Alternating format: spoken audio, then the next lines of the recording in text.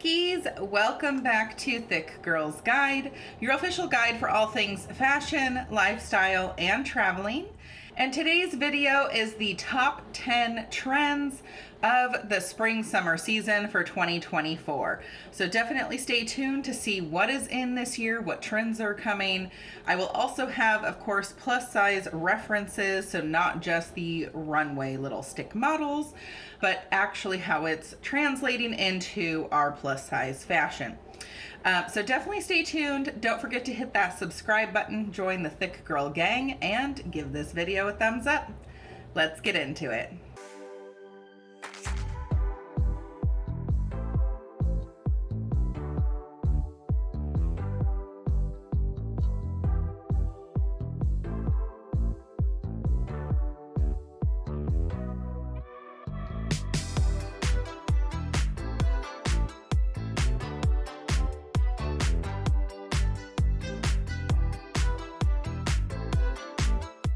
So now that we're officially into the spring season, it's time to talk about what the trends are for this season and going into summer 2024. So I've compiled a list of the top 10 trends, and there's obviously a ton more trends that the designers have predicted and were kind of showing on the runways, but we are only going to cover the top 10. And also, to piggyback on that, there were some trends that were a lot more prevalent in the designer shows and all of that, but those are not necessarily translating to retail.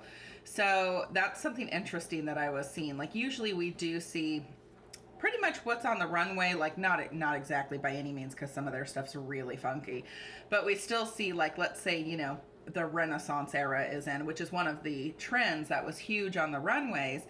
And I don't really see that translating into retail, like what's actually available for the everyday person to purchase at all. So that's something interesting that didn't translate to kind of mass market.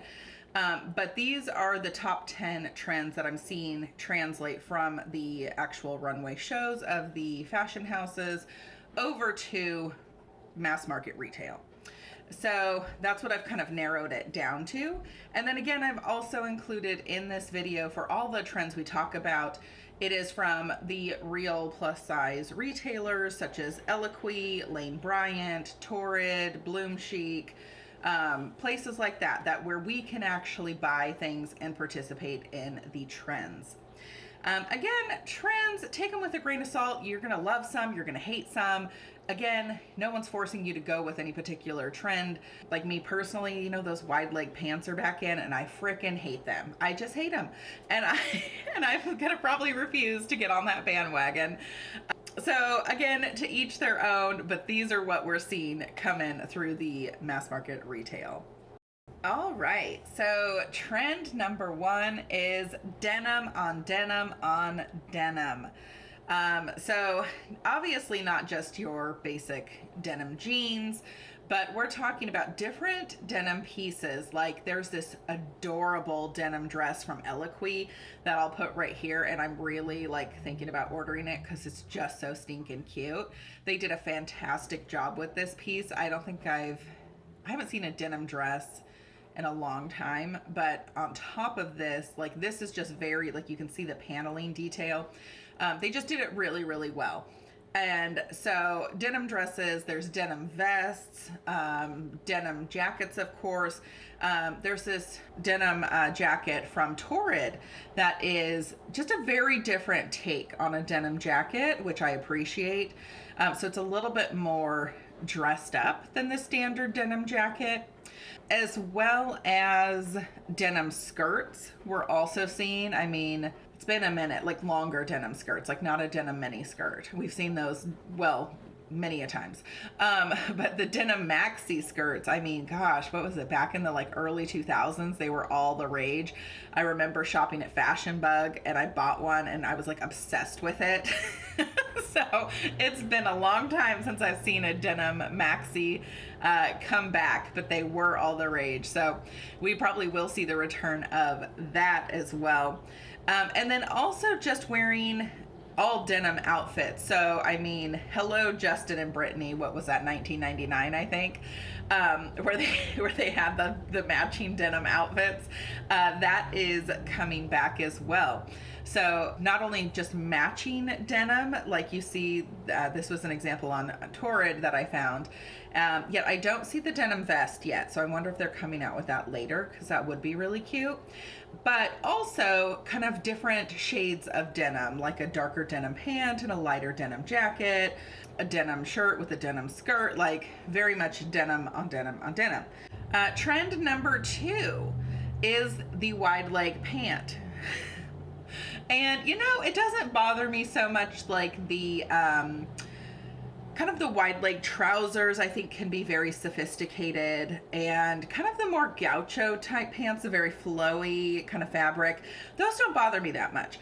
But the wide leg denim, oh, I hate it. I hate it. I don't think it looks good. I think, and especially on bigger women, like for me, I would look like a tank. I feel like, because you know, with these hips, and it just drops straight down, I'm like a brick. So for me, like, I can't do it. You know, if you've got the right body shape, then it'll probably look much better on you than it will me, but that's why I personally hate it. So I can't get behind this one, but it is all the rage. I am trying, spoiler alert, I will be doing a cider try on haul. And so I do have some wide leg pants that they're like TikTok viral, and they're this really pretty pattern, and so I'm hoping those work out because they look really, really cute. So I'm gonna try those. Hopefully I don't look like a brick. Anyway, so things like that are coming into style. Again, if you can pull it off, jealous, good for you though. But they are definitely back, much more loose fitting, very comfortable, again, flowy fabrics. Yeah, so that's seen everywhere on every single website. And the wide leg pants, usually they are being paired with kind of a more fitted top as well, to kind of give that contrast of like loose and flowy. You don't want everything just baggy, baggy, baggy. You're going to look way bigger than you actually are if you do that. So if you've got a looser fitting bottom, then try to pair it with a kind of more fitted top. It doesn't have to be skin tight by any means, but it definitely can't be super baggy and flowy, or you're just going to look like a pile of fabric. So that's kind of a tip on how to style the kind of the larger, flowier pieces. The third one is kind of more relevant to textures. So we've got quite a bit of fringe and lace. So with the fringe, we're seeing it on kimonos, on handbags, on vests. They're bringing back that 1970s fringe vest, which, I mean, if it's styled properly, I'm not mad at it. On skirts, there are we're seeing fringe, as well as on some dresses. And then with lace, we're seeing definitely two ends of the spectrum. So there's things that are 100% lace, where the whole garment is lace, whether it be a dress or a skirt or a corset kind of top, like on Torrid. And then we're seeing other things that are just like a little cutout of lace, or just like a lace strap, lace trim on the bottom of a shirt. So there's definitely like a lot of lace, but definitely done in different kind of ways. Definitely with the runway shows, there was a ton of lace, like it was everywhere. So lace and also mesh, just kind of see-through fabrics, the ton of that as well. The fourth trend is the balloon sleeve, or also puffy sleeves.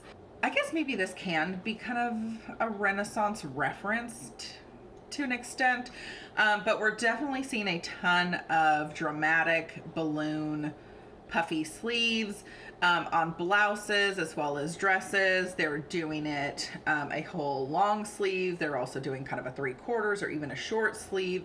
So different kind of variations of the balloon sleeve, but nonetheless, it is everywhere. The next one is the return of the infamous Peplum top. So Peplum's one, I mean, what year was that? Probably like 2010 was like, everyone was crazy for Peplums. Like they were, I mean, I had several of them. And they're very flattering pieces. So super cute, but they are definitely on the rise. So tons and tons of peplums and all different kinds of colors and fabric, some lace, some not. I saw a leather one at one point.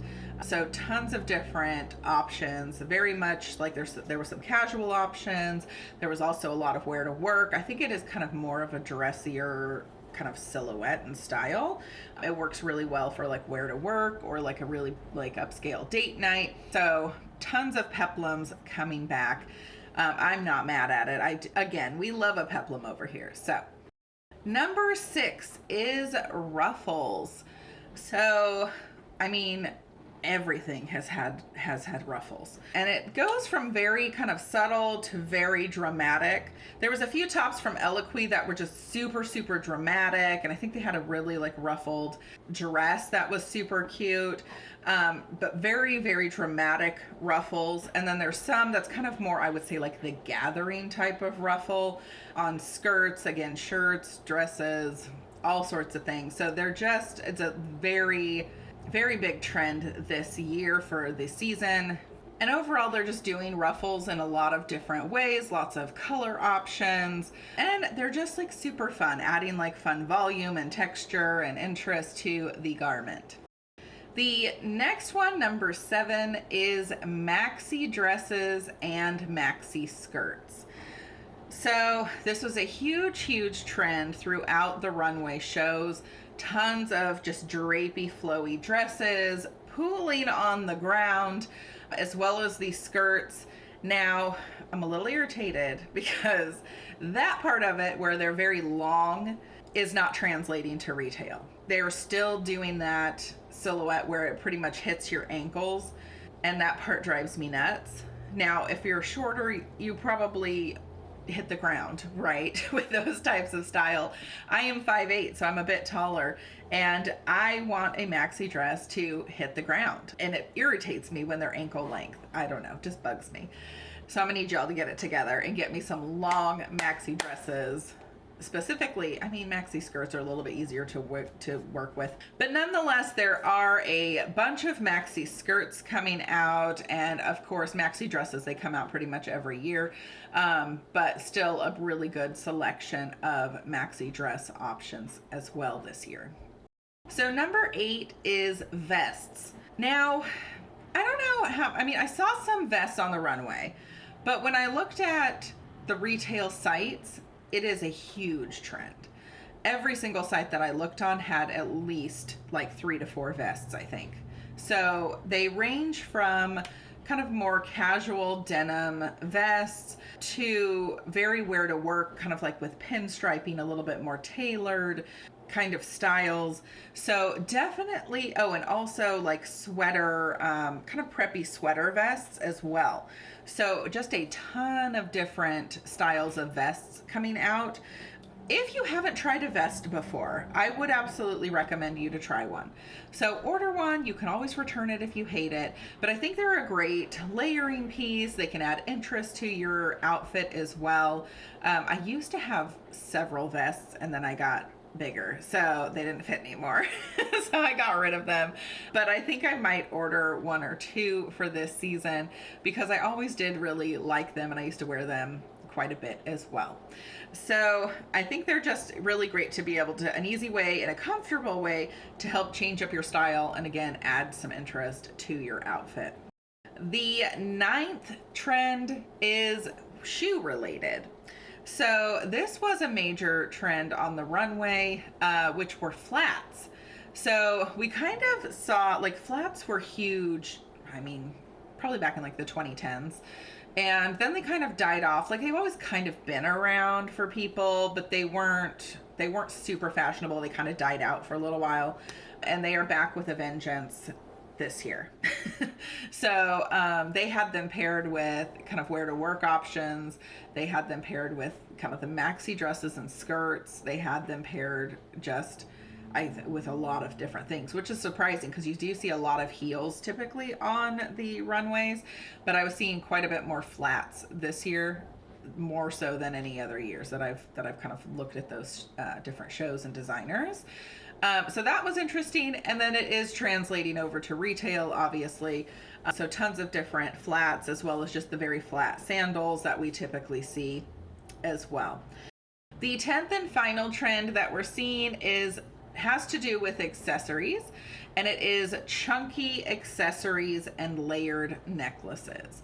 So very big chunky statement earrings, very big chunky bracelets, rings, big necklaces, but also layered necklaces. So if you are doing kind of a finer, more dainty necklace, we're seeing them layered of like probably 3 or 2 different ones to kind of beef it up a little bit. So it's not just one tiny little chain or anything like that. Definitely a lot of accessories, like wearing multiple chunky different pieces as well. I prefer to, if I'm doing like a statement piece, I'm only going to do like a necklace, and then the rest of my accessories are going to be a little bit more subdued.